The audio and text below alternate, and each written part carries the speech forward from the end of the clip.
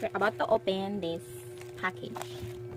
No video upon opening. No refund. Keep in refrigerator. Do not freeze. Oh, wala pa nabrihan ha. Nabrihan. Ato. Makabutang maririg chocolate. Chocolate Naffy bar. Bar. Fragile. Hindi, nakabutang fragile. Strawberry. Let's open this. Lagi din siya pang itsa, gid ni courier tanawa. Sinamon siya mga likit-likit. May gani kay naka-safety. Kaya hindi na magamit ang balunan. And here it is. Humok siya do. Ay, humok pa man siya, uy. Yan na lang.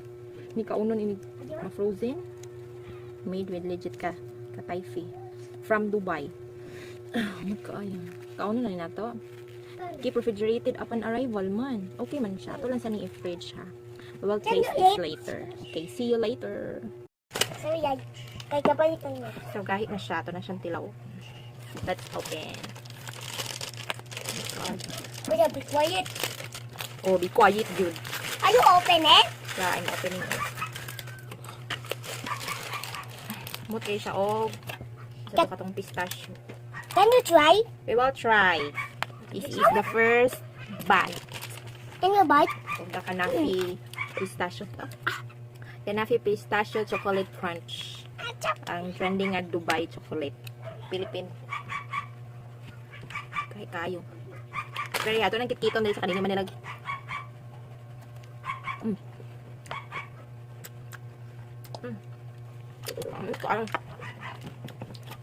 Sorry, The more nga magkatamis yung mayo.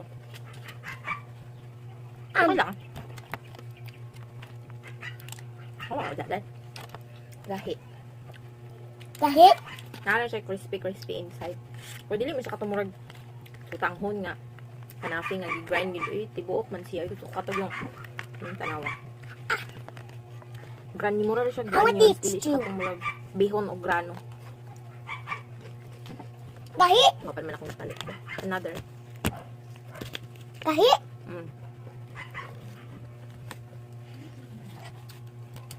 Amay ang ipon. Tambal sa ngipon. Ay, reklamo sa ng ngipon. Kahit? Okay lang siya. Ano naman na? Iman yung mga original code. Philippine made naman yung kemang. So, yaon yan yung Pinoy. Awat nga. Dili siya sulit for the price. Mura siya ordinary na chocolate.